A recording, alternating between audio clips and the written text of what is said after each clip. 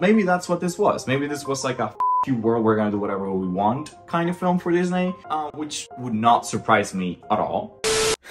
Wish, the latest Disney film that caught my attention since the trailer for all the wrong reasons. Like, usually I just love Disney films, but this one right from the get-go had me like, I was not sure. I have not watched Wish yet. The point is to go together, and I want to give you my opinion first based on the trailer, and then after I watch the movie I will give you my opinions as well. Why my opinion? I am an animator, I did go to film school, and also I am just very opinionated. I just want to add my 2 cents. But yeah, when I saw the trailer I had a lot of mixed feelings because obviously it's a computer animated film, aka 3D film, but they're trying to make it feel and look like a 2D film. They probably are using some sort of like toon shader on it, which, listen, I am all about trying different styles, taking more risk artistically, but there's something in this render style that feels off. Because yes, it looks different, and yes, most animation fans are constantly complaining, oh, everything looks the same, you know, everything Pixar, DreamWorks, Disney, and any mainstream animated film that goes into the market, they always try to replicate this sort of look, right? So yes, in a way I'm very happy and excited the fact that Disney itself, you know, like the powerhouse is trying something different, but I am not sure about this one because it's obviously 3D, rendered with some sort of toon shader, like I said, but it makes it seem like a weird mix of a video game mixed with a storybook 2D artwork. Also, a lot of times if you look, for example, at this frame here, it looks literally like they put a paper overlay on top. It just feels flat, there's no depth, there's no dimension from what I can see here in the trailer. The characters, they seem to be acting in front of a stage, like a flat stage, which a lot of times that could work, but in this particular case, from what I can see on the trailer, I am not convinced. I do like the idea of the movie overall, you know, it being called Wish, and it's sort of like a play or a homage to the whole when you wish upon a star. It's part of like Disney's branding. A dream is the wish your heart makes. Also like that song from the Disney Channel era, a banger. Hopefully there's some sort of twist inside of the actual movie that like makes it a little bit like deeper. The king is the villain. She's gonna try to save the people's wishes. I hate that nowadays a lot of times like they give you too much information on the trailer. Hopefully this is not the case here. Let's see if they save something special or big. But let's just watch the film and make our final verdict after the fact.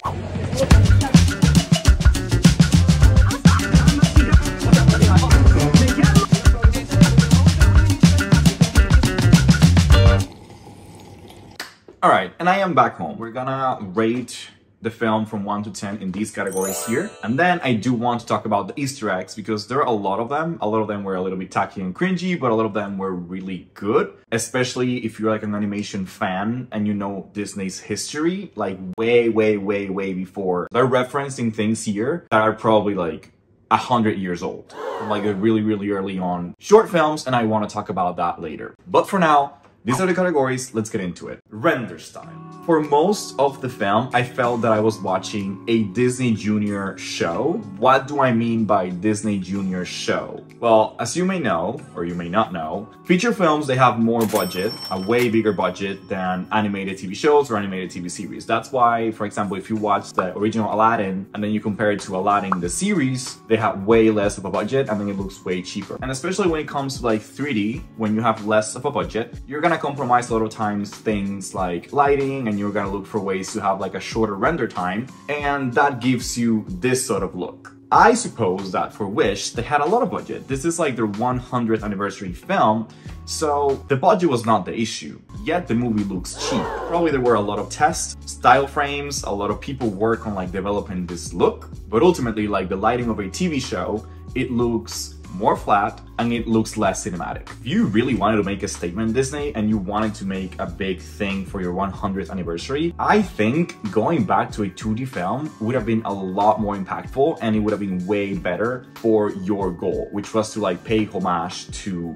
your original films. There's a lot that you can get away with in 2D that you cannot get away with in 3D. The moment you make things 3D, it looks more realistic. The moment things look more realistic, we will be expecting more, even if it's like subconsciously, because like we exist in a 3D world, so we know how shadows work, we know how things move, we know how depth works, not even consciously, but like subconsciously. When you have things in 2D, we're able to like disconnect and turn up that switch a little bit more, and we're more willing to believe things that might not be working as we know the world works. Hopefully that made sense. I know that was really wordy and complicated. If you wanted to take a risk, I would have taken more risk when it came to stylization, push the characters, push design. But thank you Disney for trying something new. Hopefully a lot of other studios are gonna now take more risks and try to stylize their animated feature films. So I'm gonna give this category a 6 out of 10 just for effort. And Disney, next time take notes from these. Story. So story-wise, it was okay. It was nothing groundbreaking. It was nothing we had not seen before. You pretty much get the entire idea based off the trailer. I am not expecting you to create this crazy,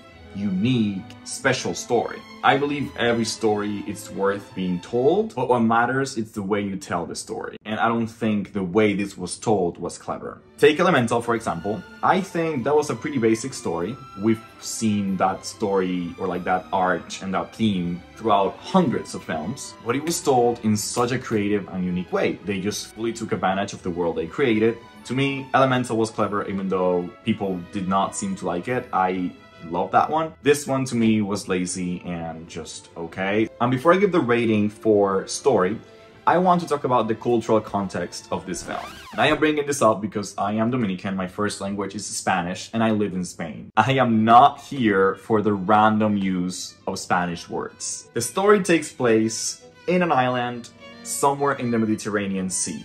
So yeah, it's close to Spain. But what's the point? Yeah, I am not here for the random use of Spanish. Just to say the word rosas and for the queen to say mi rey every time she spoke to the king, and that's it. You're trying to just cram some sort of cultural diversity in there that it's not needed. Go and add diversity to your characters, the way they look, but don't try to be more woke than what you need to be by adding some random Spanish words. And then just say this existed in a far, far away land. Encanto and Coco did it right, this did not. So story-wise, I'm giving this a 5 out of 10. Music. I have 2 words for music. Not cohesive.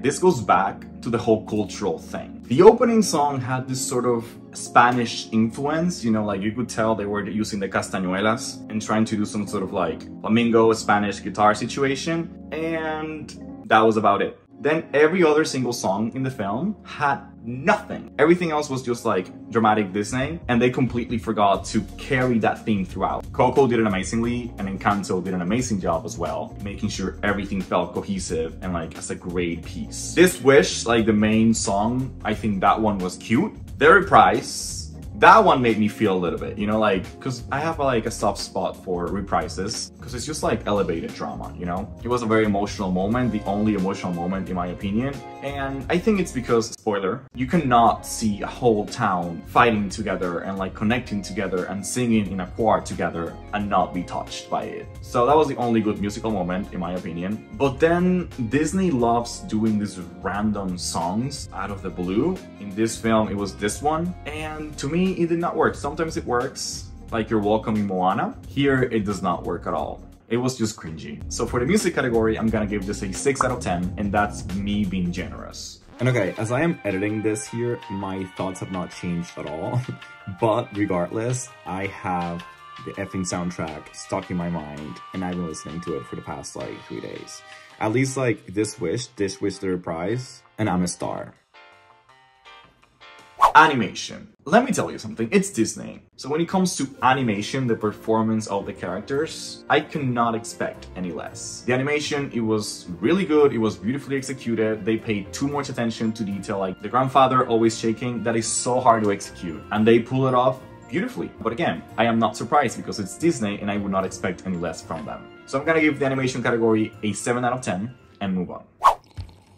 Yes, I'm excited to talk about this because there's a lot of reference here that I feel a lot of people did not catch on. You can pick up the reference for Bambi, which was so in your face. Don't mention it. Bambi, Bambi, Bambi. That's not needed. But yeah, I love the fact that they really went in and they referenced things from their very, very beginning. Obviously, there's Snow White. I'm gonna talk about that in 1 second. But they went back and they paid homage to their silly symphonies. If you don't know what the silly symphonies are, when Disney started, like the studio, they started doing like short films and they were timed to music. Steamboat Willie was the very first animated short, and from there they went on and they did a lot more short films, and they were all musical. And I'm very certain they pay homage to them in the forest sequence, like all those trees coming to life. That's referencing Flowers and Trees from 1932. And I don't know, to me as an animator, like I literally had a class in college called History of Animation, and I spent a whole semester just like learning about all these films. And the fact that they're bringing that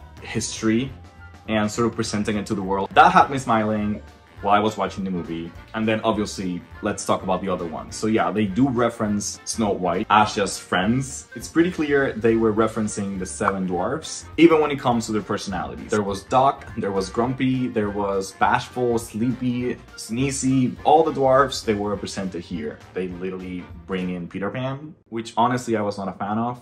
If you have a good reference, it's like a little like sparkle, it's like a little cherry on top. But if you do it in a way that it's like too obvious or too in your face, you're sort of like breaking the illusion of the world you created. Peter Pan does not exist in that world. Why are you bringing Peter Pan in? Honestly, I love references when they're executed properly, but they work best when you get it without being too explicit about it. The Peter Pan one was too explicit, the Bambi one was too explicit. Too many Mickey Mouse ears. You can see Aurora's dress. There's a reference to Mary Poppins in one of the wishes. That one was subtle and cute. They clearly referenced Tangle with all the lights floating. In this case, they were wishes and Tangled their lights. I believe this sequence was referencing Be Your Guest. I appreciated that. Obviously, the moment Magnifico goes psycho, there were so many references to Maleficent, Magnifico, Maleficent. They brought back their quintessential lime green to represent the evil magic and the villain. At one point, Magnifico grabs Aja with a tentacle, and that's sort of a